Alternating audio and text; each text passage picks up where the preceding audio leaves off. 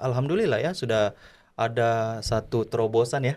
BSI kemarin kan merger ya. Hmm, Hasil dari merger Bank Syariah kemudian menjadi BSI itu kan langsung menerobos. Akhirnya ada satu perbankan syariah yang menerobos 10 besar dari total aset di ranking 7. Nah, ranking total 7. asetnya 269 triliun.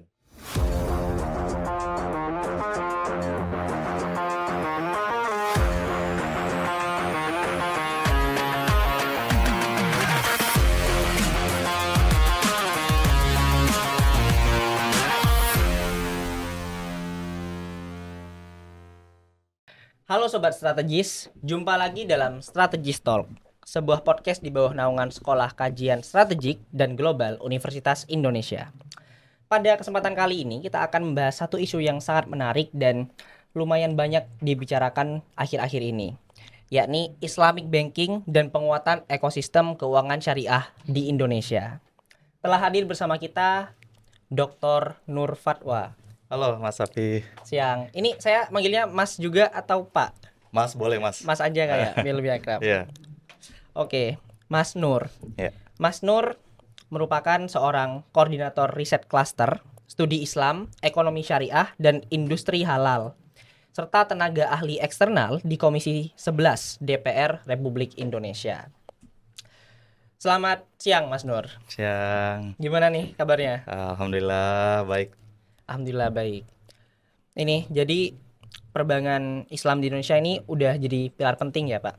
Ya Mas, selama beberapa waktu terakhir dan perkembangan industri halal juga semakin tidak terbendung nampaknya dan menjadi salah satu sektor yang punya perbankan syariah itu dan ekosistem ekonomi Islam itu gimana sih biar teman-teman mungkin bisa paham nih yang masih awam kayak saya misalnya. Baik. Terima kasih Mas Safi. Saya memperhatikan ekosistem Islam ini pada dasarnya dari trennya meningkat ya. Tapi peningkatan tersebut memiliki target sebenarnya. Pencapaiannya itu masih jauh dari target. Oh, Saya bisa cerita pada saat itu saya ada melakukan penelitian di tahun 2012 tentang 2012. persaingan industri perbankan umum ya. 2012 ke 2014 itu sudah mencakup persaingan bank umum dan bank syariah.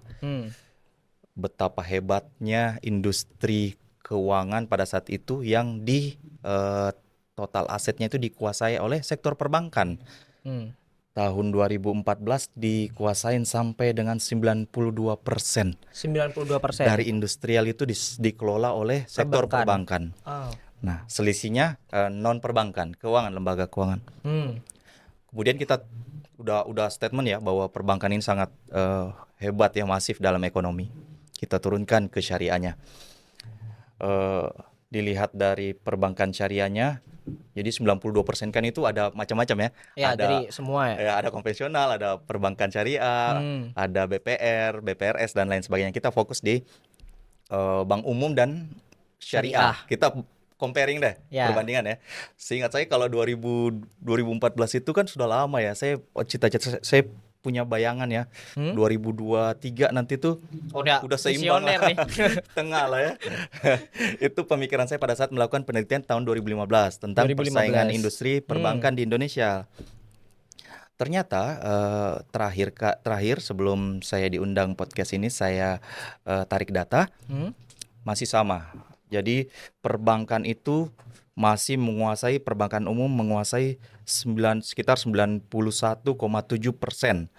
Selebihnya lembaga keuangan. Nah, kuat ya ini ya. Ya. Nah, pertanyaannya semoga di syariah itu sudah berkembang, tidak Bisa seperti meningkat dulu. juga. Meningkat dulu. Ternyata masih sama juga.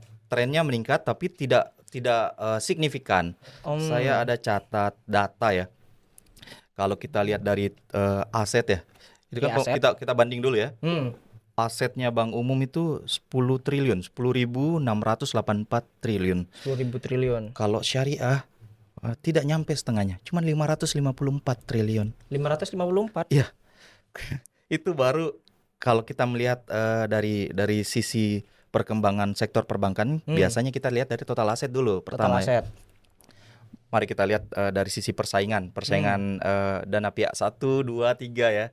Dana pihak 3 lah yang paling seru ya, yang tabungan masyarakat itu, tabungan Mas Afi diperebutkan oleh sektor perbankan. Nah, kita lihat perbankan umum masih mendominasi.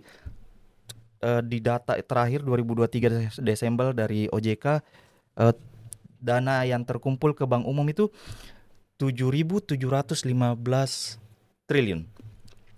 Sementara di syariah cuman 433 triliun.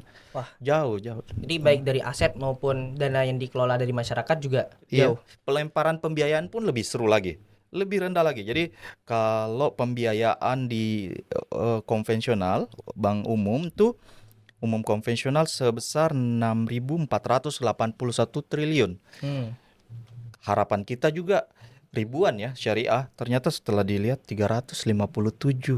Bahkan tidak pernah melebihi 1.000 dari Tidak 3 data pernah. tadi.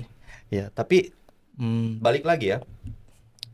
Persaingan industri itu kan memang ketat. Jadi kita tidak bisa langsung menyalahkan bahwa ini menjudge sesuatu hal yang ini ya, karena beberapa faktor mempengaruhi hal tersebut. Ada faktor internal, ada eksternal gitu. Kalau dilihat dari jumlah perbankan juga gitu. Setiap tahun perbankan di konvensional, bank umum konvensional naik tuh. Terakhir 105. Kalau di perbankan syariah masih 10.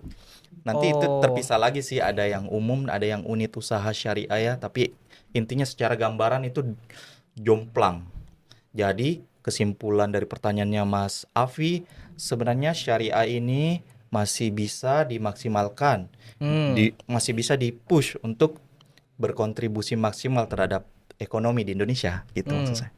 Jadi sebenarnya meningkat, tapi ketika dibandingkan relatif dengan bidang non syariah itu masih jauh gapnya. Masih jauh gapnya gitu ya. Kita alhamdulillah ya sudah ada satu terobosan ya. BSI kemarin kan merger ya.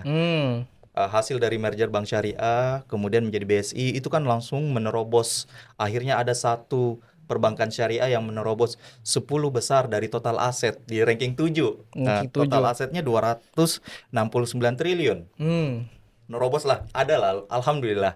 Nanti kita tunggu lagi nih, ada aksi korporasi lagi kan, Bank BTN Syariah ya, unit usaha syariah dengan muamalat ya. Insya Allah kita doakan aja biar bisa masif, bisa syariah bisa menggaung, bisa memberikan dampak kontribusi yang nyata di ekonomi Indonesia dan lebih signifikan tentunya. Iya, saya rasa seperti itu. Menarik sekali. Itu tadi dalam domain Islamic bankingnya.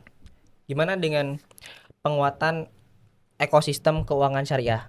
Karena di sini juga ada tren halal value chain, rantai pasok halal. Mulai ada nih muncul sektor halal fashion, halal food, atau pariwisata halal. Gimana nih Mas Nur melihat di emergence atau kemunculan sektor-sektor tersebut? Ya gini ya, ini yang paling menarik dari perkembangan ekosistem Islam ya.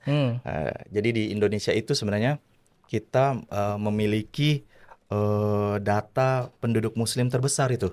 Ya, ini saya by sektor itu kita punya populasi Muslim itu sebanyak 240 juta. Nah, dari 280 juta. Dari 280 juta berarti sisanya non ya. Kemudian kan tadi berbicara tentang halal ya, halal value chain.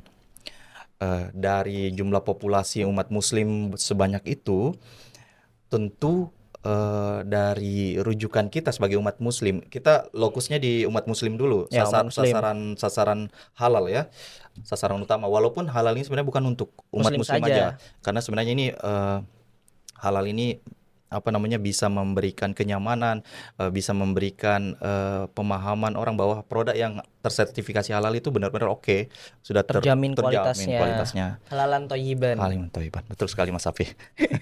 Jadi balik ketika ngomong value chain itu harusnya Indonesia itu kuat secara halal industri. Tadi populasinya oke. Belum lagi pengeluaran konsumsi Muslim untuk makanan, minuman yang terakhir, data terakhir itu trennya meningkat. Bahkan meningkat. bahkan diproyeksikan tahun 2030 itu prediksi populasi muslim di global, bukan hanya di Indonesia, itu meningkat. Bisa menjadi 2,2 miliar jiwa. Bayangkan sebegitu besarnya pangsa pasar halal, sehingga Mas Safi ini harus ditangkap oleh eh, khususnya di Indonesia sebagai bagian dari investasi atau bagian dari pengelolaan yang baik, selain untuk memberikan kepastian kehalalan untuk masyarakat sekitar, masyarakat yang mempergunakan produk barang dan jasa, dan juga memberikan benefit bagi umat muslim ya, memberikan maslahah. Jadi gitu. Jadi terkait dengan hal tersebut, based by data sebenarnya Indonesia udah running ya. Udah running.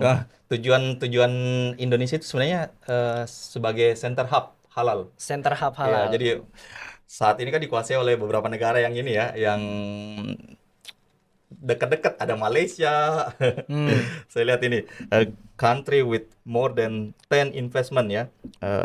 Ada yang menguasai berdasarkan Global Economy Indicator Ranking. Itu Malaysia nomor 1. Nomor 1 Malaysia. Ya, terus Arab Saudi. Kemudian karena Indonesia bisa menangkap potensial itu beberapa tahun terakhir, akhirnya Indonesia masif melakukan suatu kegiatan, memberikan suatu turunan-turunan penyelenggaraan, bahkan BPKH ya sekarang ya, yang bertanggung jawab untuk administrasi atau peraturan-peraturan turunan terkait dengan halal, itu bisa mendorong pengembangan industrial ini Indonesia menjadi nomor 3 sekarang. Itu menarik sekali itu, karena share by sektor Indonesia leading tuh, banyak sekali. Indonesia, Uni Emirat Arab, Turki, Malaysia, Egypt, Arab Saudi, Nigeria. Nigeria Bahkan Nigeria. Mostly sebenarnya yang perlu ditekankan adalah ketika suatu negara memiliki populasi umat muslim yang besar, sebenarnya itu adalah potensial yang sangat besar untuk suatu industri, apalagi industri halal ya. Karena pasarnya udah ada nih. Pasarnya udah ada, sisa kita kembangkan, kita maksimalkan gitu. Bahkan ya, saya bingung. Di luar negeri ya, kita coba ambil kawasan lain.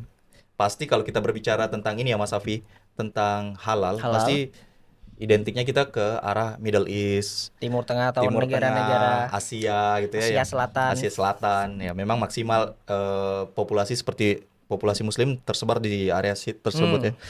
Coba bayangkan di Jepang. Jepang ini sangat menangkap potensial dari halal. Bahkan di sana setiap kita jalan itu sudah banyak sekali restoran yang bertema halal. Memberikan kepastian halal kepada turisme. Karena dia paham turis-turis yang datang di sana mayoritas dari umat muslim. Nangkap peluang gitu. Nah, tidak mayoritas muslim berhasil menangkap peluang, berhasil mengembangkan, bahkan masif sekali dengan sosial medianya ya, YouTubersnya ya, dan ya dengan teknik-teknikal yang lain. Jadi saya rasa halal value chain ini sebenarnya bisa bermanfaat sih bagi kita semua ya, kalau dimanfaatkan secara baik dan benar sebenarnya. Dan berhasil menangkap peluang yang ada. Berhasil menangkap peluang yang ada ya. Oke. Tapi menurut Mas, ada tren menarik di 2023 dan 2022 dari pertumbuhan perlambatan ekonomi dan keuangan syariah di Indonesia. Kurvanya itu menurun dari 2023 dan 2022. Menurut Mas, apa saja nih faktor utama yang menjadi penyebab perlambatan pertumbuhan ekonomi dan keuangan syariah di Indonesia pada tahun 2023? Ini menarik ya, karena sebenarnya kita sama-sama tahu nih, Indonesia maupun negara-negara di seluruh dunia mengalami suatu kondisi yang tidak terprediksi sebelumnya, yaitu COVID ya. Jadi kita perlu definisikan dulu. Ekonomi itu berjalan sangat baik ketika hulu hilirnya itu tidak terganggu. Tidak terganggu gitu. Nah, kemudian pada saat pandemi COVID kan hulunya yang terganggu ya. Nah, dampaknya kan banyak sekali tuh, rantai pasok terganggu. Rantai pasok. Bahkan kalau kita berbicara tentang umum pun terganggu, apalagi yang terkait dengan syariah, terkait dengan halal industri. Saya kasih contoh. Ya, tadi disrupsinya terjadi karena COVID. Dampak COVID kan nggak langsung berlalu tuh. Ya, Makanya banyak penelitian kan, ada after effect-nya. before, current, dan after. Nah, kita berbicara sekarang tahun 2023 berarti after. Kenapa After. masih turun gitu ya? Hmm, Karena Indonesia ini sebenarnya kalau dilihat secara ekonomi, variabel makronya kuatnya itu di konsumsi. Jadi karena jumlah populasi kita besar, hmm, jadi pemerintah sangat mengandalkan konsumsi dari konsumsi. masyarakat, sehingga itu yang mendorong perekonomian. Tapi bila ada disrupsi eksternal, baik itu tadi COVID-19, Hmm, baik itu apa yang paling terbaru ya, geopolitical perang ya dan tensi politik global. instabilitas political ekonomi yang terjadi itu terdampak Hmm, terdampak pasti di ekonomi. Nah, itu salah satu yang membuat keadaan ekonomi Indonesia lumayan terkoreksi ya. Tapi kalau dilihat sih variabel makronya seperti pendapatan nasional, kesempatan kerja, apalagi ya, makro di moneter, jumlah uang beredar, inflasi dan neraca pembayaran itu Indonesia bagi saya hmm, selaku pemerhati itu masih on the right track sih. on the right Iya, track. karena banyak internal industri yang masih berkembang. Hmm, Yang based by data saya lihat type of industrial yang berkembang itu masih didominasi oleh beberapa faktor yang seperti industri-industri yang berkaitan dengan teknologi dan informasi serta transportasi hmm. infrastruktur. Tapi ini tapi ya. Tapi, Wah, kalau ada yang maju ada yang setengah nih.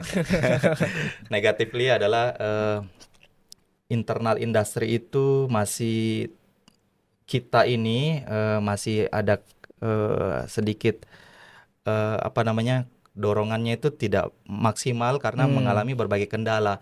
Kendalanya ada persaingan, persaingan.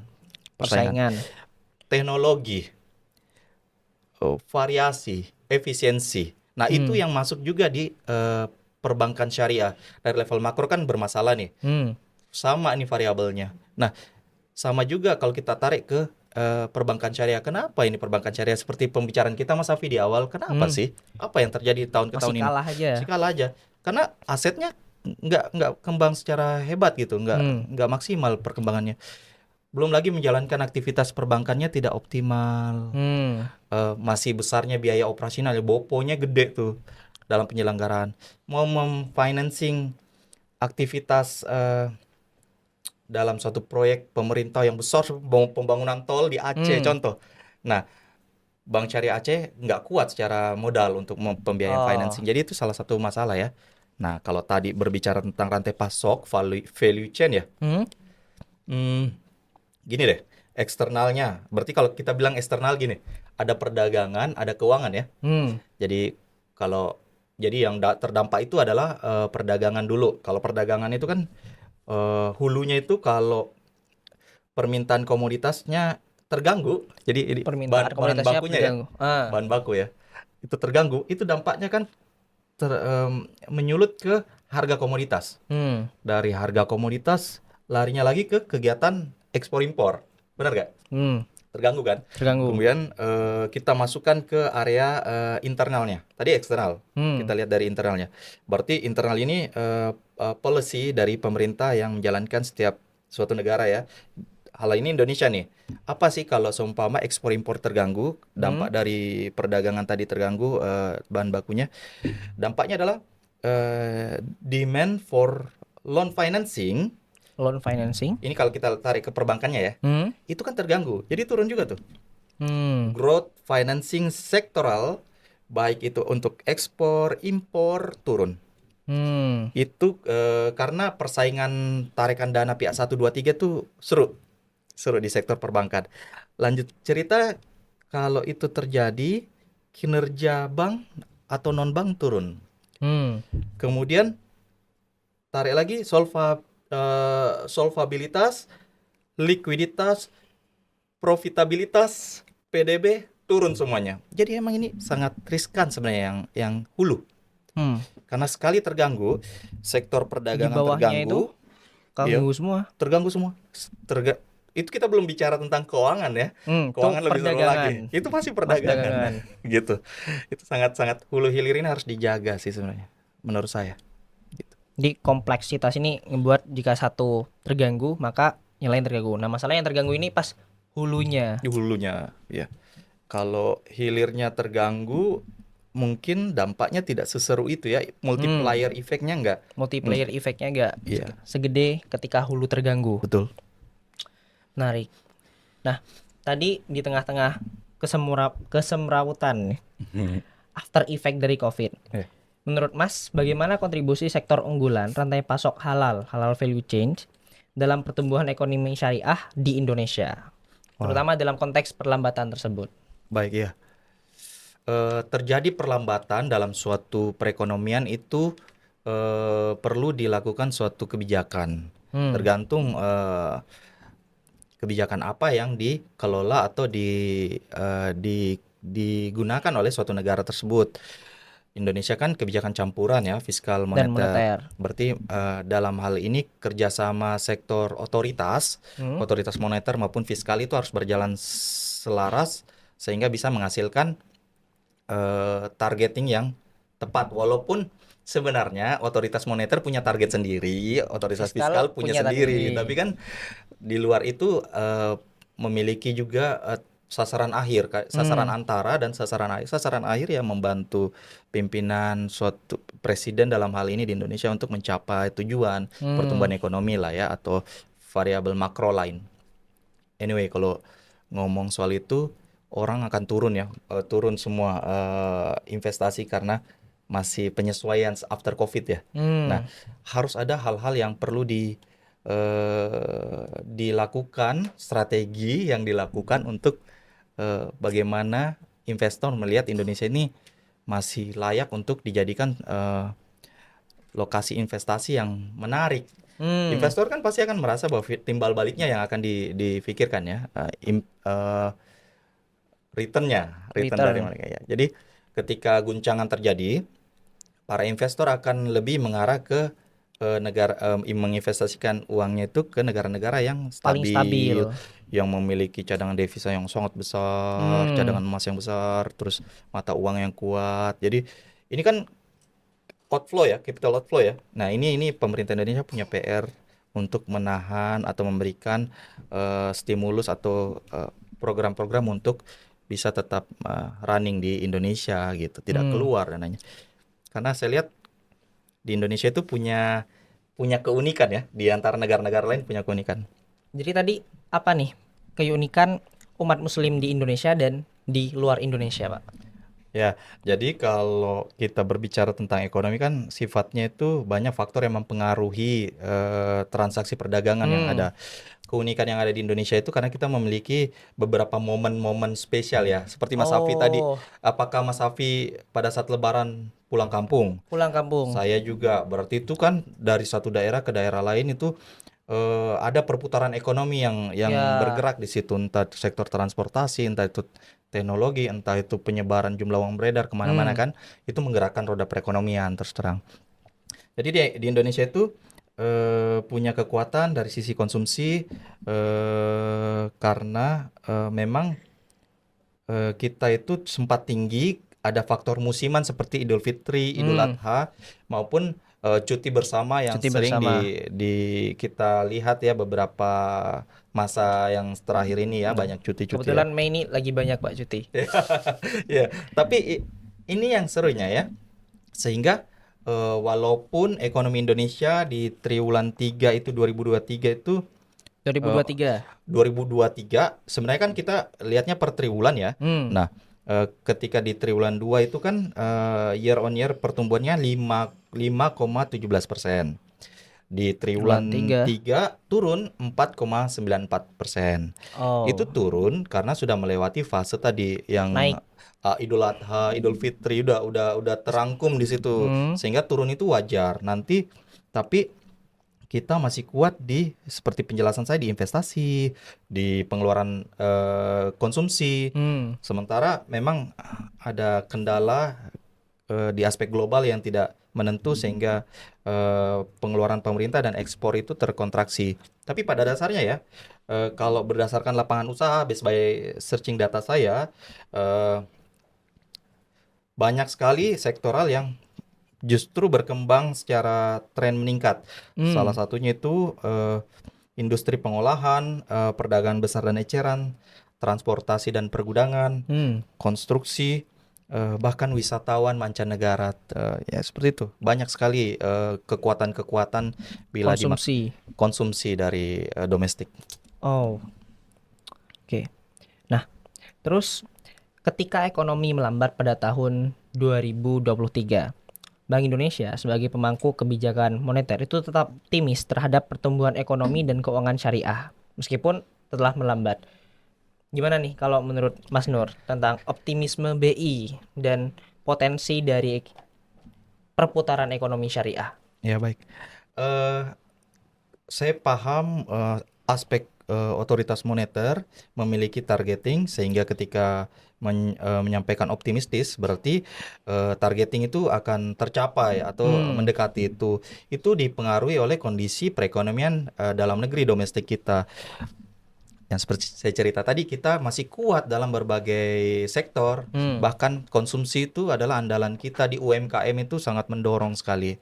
Beda dengan negara-negara yang memiliki penduduk yang sedikit sehingga harus sangat ketergantungan dengan negara lain. Kalau Indonesia bisa memaksimalkan masyarakat untuk purchasing power-nya ya, untuk Purchasing power ya. Kemudian kalau dilihat dari ekonomi syariah ya, nah ini BI pasti beberapa kali juga saya dengarkan diskusi di DPR RI itu info A1 nih. ya memang ekosistem syariah ini lagi otoritas jasa keuangan dan otoritas moneter yaitu BI sama-sama mendorong atau mendukung ekosistem yang menjadi besar gitu. Contoh aksi korporasi merger dan akuisisi yang kita cerita di awal, akhirnya muncul BSI menerobos peringkat total aset yang tadinya nggak ada perbankan syariah, akhirnya langsung nomor 7.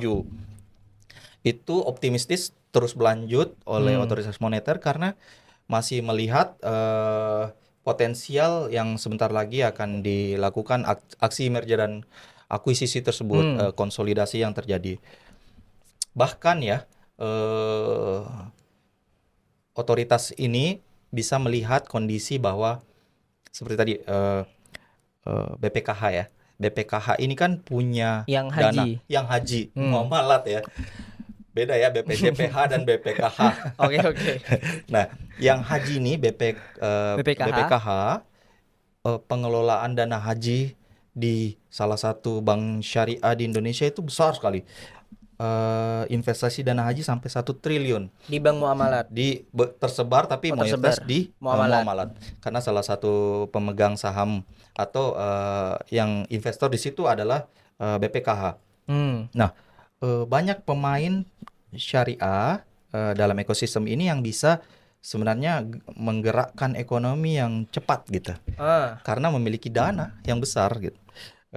Sementara itu masih banyak juga aksi-aksi korporasi yang ditunggu oleh bank sentral, bahkan bank sentral juga memiliki cadangan devisa yang lumayan meningkat walaupun nanti untuk ini ya aksi-aksi seperti kemarin penurunan kurs atau apapun itu bisa digunakan, tapi itu di luar optimistis itu. Maksudnya Indonesia ini masih, kalau saya bisa bilang, on the right track. Nah, ya gitu. Karena semua variabel masih mencukupi untuk berjalan secara positif.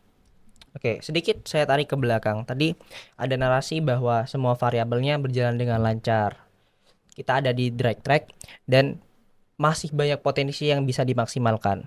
Tapi kalau kembali ke belakang lagi, itu ada 3 faktor yang membuat sektor ekonomi syariah ini masih kalah dengan sektor non syariah. Tadi kalau tidak salah disebutkan ada teknologi, variasi, dan efisiensi.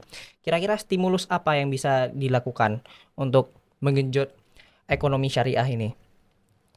Jadi di ekonomi syariah ini sebenarnya potensial yang sangat besar ya untuk dikembangkan, masih lebih besar untuk bisa memberikan kontribusi. Tapi kita memiliki aturan-aturan baku sehingga hal tersebut dipandang oleh beberapa pihak bahwa inilah yang mencegah pengembangan perbankan syariah untuk menjadi lebih masif dan besar gitu ya. Entah itu tadi teknologi, efisiensi, persaingan industrinya, kemudian hal-hal yang bopo ya, boponya. Jadi apa yang harus dilakukan kalau saya sebagai ini ya, pakar dari akademisi, saya memang pernah melihat ya, saya ngelihat dari teori structure conduct performance tuh. Mayoritas ini SCP ini dipakai dalam persaingan industri perbankan di negara-negara berkembang dan terbelakang ya. Ini kan masuk ya di negara berkembang ya. Developing country. Jadi kita ini lagi pengen mencegah kita masuk dalam middle trap income ya. Nah, jadi salah satu cara yang menarik bagi saya merujuk ke structure conduct performance ya, baik perlu dilakukan ini apa namanya, kolaborasi antar perbankan ya, kemudian perlu, itu sudah yang sementara dijalankan saat ini adalah merger dan akuisisi. Karena ketika total aset suatu perbankan syariah gede, dia bisa intervensi ya, bisa melaksanakan banyak pembiayaan. Nah itu kan masuk dalam pendapatan yang paling besar di sektor perbankan, selain pendapatan lain ya. Kemudian yang harus dilakukan lagi menarik ya, karena kita tariknya bukan lagi teori SCP tapi teori RE, relative efficiency. Semua perbankan syariah maupun non syariah, bahkan ekonomi, semua perusahaan memang penekanannya adalah relative efficiency. Bagaimana suatu perusahaan itu berjalan dengan sangat efektif, efisien. Jadi hal-hal dibanding perusahaan yang lain. Dibanding perusahaan lain. Kalau kita lihat neraca kan ada pos-pos hal-hal yang perlu dilakukan efisiensi. Nah, faktor-faktor itu yang perlu dimaksimalkan sebenarnya. Sejauh ini kolaborasi, bagaimana kita juga memanfaatkan unsur teknologi informasi dengan kolaborasi. Kemudian tadi bagaimana kita internalnya suatu perusahaan atau perbankan syariah ini bisa mengefisienkan atau juga memberikan banyak pilihan ke masyarakat produk-produk gitu. Saat ini kan ini ya, produk di perbankan syariah itu agak merujuk ke murabaha ya. Kemudian itu juga akan masuk ke UMKM. Harusnya dia bisa memberikan banyak pilihan variasi untuk bisa dipergunakan oleh kita untuk pembiayaan. Sehingga nanti perbankan syariahnya maju secara corporate.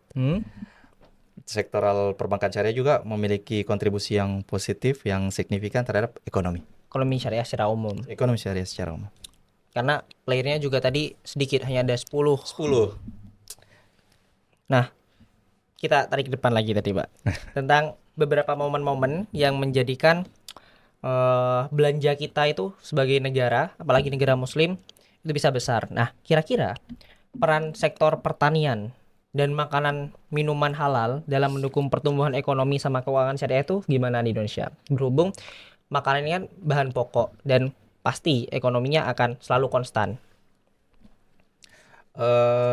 Jadi salah satu Indonesia ini memiliki sumber daya alam yang sangat baik kaya ya. Itu kalau dikelola secara baik dan benar. Untuk saat ini pengelolaannya sudah berupaya untuk baik ya. Berupaya untuk baik. Saya nggak bisa benar juga. Saya nggak bisa ngejudge, tapi based by data itu perbaikan selalu dilakukan ya melalui inovasi. Mungkin pemerintah juga paham bahwa sektor pertanian ini sangat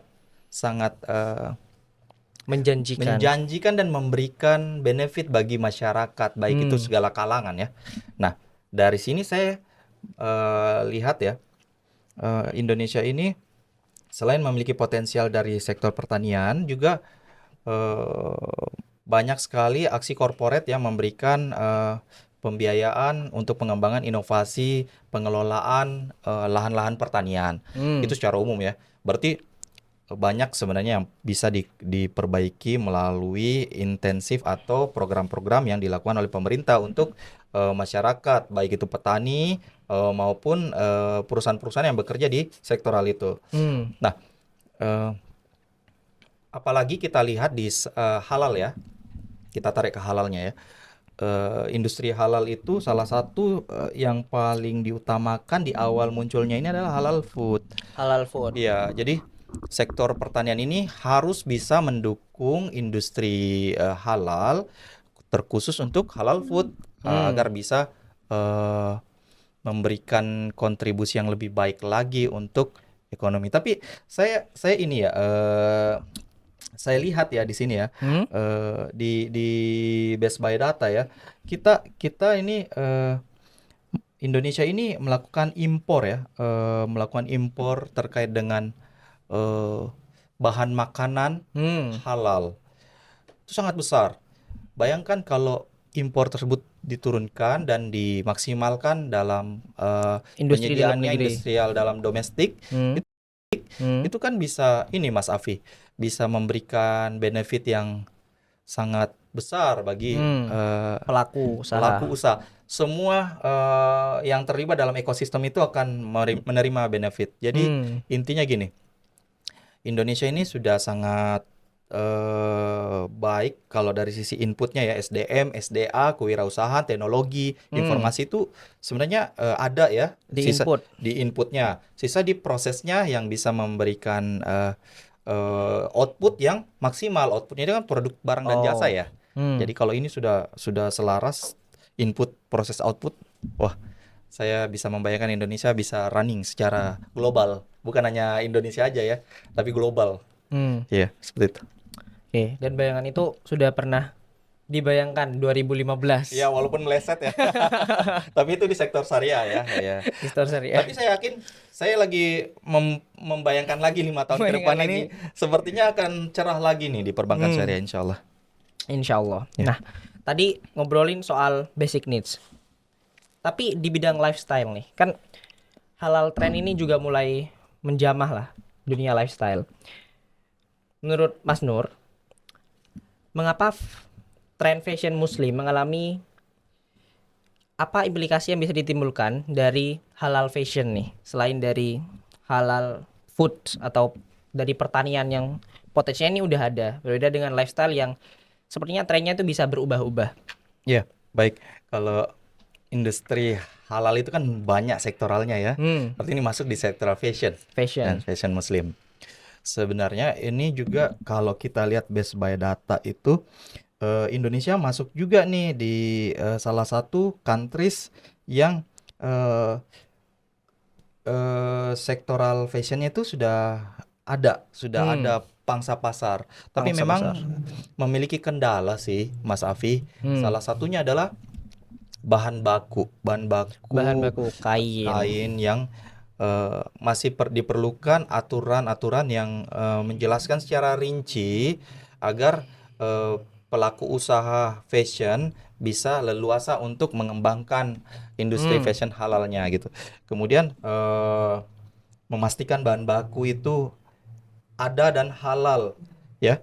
Kemudian ini perlu ada literasi lagi yang baik terkait dengan proses produksi yang dikatakan halal seperti apa bagaimana? Ya. Kayaknya mesti banyak literasi yang perlu ditampilkan untuk masyarakat bisa paham bahwa terkhusus pelaku usaha ya agar tidak takut gitu terjun langsung di industrial itu bahwa tahapan ini, bahan ini, prosedur ini teknisnya dia melakukan hal yang benar dari sisi halal. Berarti kendalanya di standar. Di standar satu, di bahan baku juga ada bahan baku maupun regulasi. Regulasi yang perlu lebih ditekankan lagi. Tapi halal fashion ini memang representasi dari umat muslim ya. Seharusnya di Indonesia ini halal fashion ini karena ini kan merujuk ke keyakinan ya. Kita menggunakan jilbab bagi perempuan, kemudian laki-lakinya juga kita gamis atau sarung bisa jadi untuk santri dan lain sebagainya yang kita merepresentasikan umat muslim. Seharusnya fashion akan bertumbuh sih. Tetap bertumbuh. Tetap tumbuh. Itu karena tapi ini tinggal mengaitkan fashionnya dengan halalnya. Gitu aja ya. Kalau pariwisata Mas, gimana nih? Pariwisata halal. Saya kalau Mas Afi tanyakan saya terkait dengan fashion dan pariwisata, justru saya berpikir pariwisata ini yang paling oke nih di Indonesia yang bisa maju ini. Oh, jadi di Pariwisata lifestyle halal. itu pariwisata. Pariwisata. Hmm. Nah, kita rujuk deh. Sebenarnya kita nggak bisa bilang bahwa pariwisata halal di Indonesia itu belum berjalan. Oh, Udah sudah berjalan. sudah berjalan. Tapi lagi ya bahwa Lagi. di sektor real mengalami kebingungan untuk turunan bagaimana sektor halal ini bisa sesuai dengan kaidah atau kapasitas atau peraturan yang ada untuk dikategorikan halal, benar-benar halal. Ya salah satunya BPJPH kan mengeluarkan aturan bahwa yang dikatakan halal di setiap sektor ada. Jadi untuk sementara itu dulu yang diikutin, tapi kan di dalam itu banyak teknis yang berbeda-beda ya. Saya kasih contoh daerah. Dulu SKSG pada masa pandemi COVID berdiskusi dengan pemerintah NTB ya, Lombok. Untuk memajukan pariwisata halal. Itu didukung oleh Pemprov, Pemkab dan ekosistem itulah, elemennya stakeholders itu. Jadi pada dasarnya Lombok juga terkenal selain Bali juga bisa jadi feeder untuk pariwisata di Indonesia. Kemudian mendeklar bisa menjadi pariwisata muslim itu oke banget tuh. Kemudian di mana lagi ya? Aceh. Pernah ke Aceh nggak Mas Abi? Masih belum. Nah di Aceh itu kan banyak dapat award dari service excellence-nya tentang hal-hal yang bisa dikatakan mendukung sektor pariwisata. Service quality-nya lah bagus. Service quality. Sumatera Barat juga. Cuman ada beberapa lokus yang memang menolak pariwisata halal ya. Kalau pariwisata tentu orang berlomba-lomba untuk melakukan pengembangan pariwisata, tapi kalau yang halalnya ini karena mungkin ketakutan masyarakat karena kurang terliterasi akhirnya menghambat. Itu seperti itu saya rasa. Bicara tentang sertifikasi dari BPJPH. Jadi di 2024 nanti akan ada wacana kewajiban sertifikasi halal tahun 2024. Oktober ya. Diharapkan dapat memberikan dorongan pada perekonomian. Menurut Mas Nur, potensi dan dampaknya nih apa sih? Karena tadi kita bicara banyak tentang pengolahan, tentang regulasi, policy. Nah, dari wacana policy ini apa yang sinyal Mas Nur bisa tangkap? Karena tadi kayak suka membayangkan masa depan nih. Kira-kira 5 tahun ke depan gimana? Orang ekonomi suka membayangkan masa depan. Jadi gini, kita lihat ini industrial yang potensial ya. Potensial.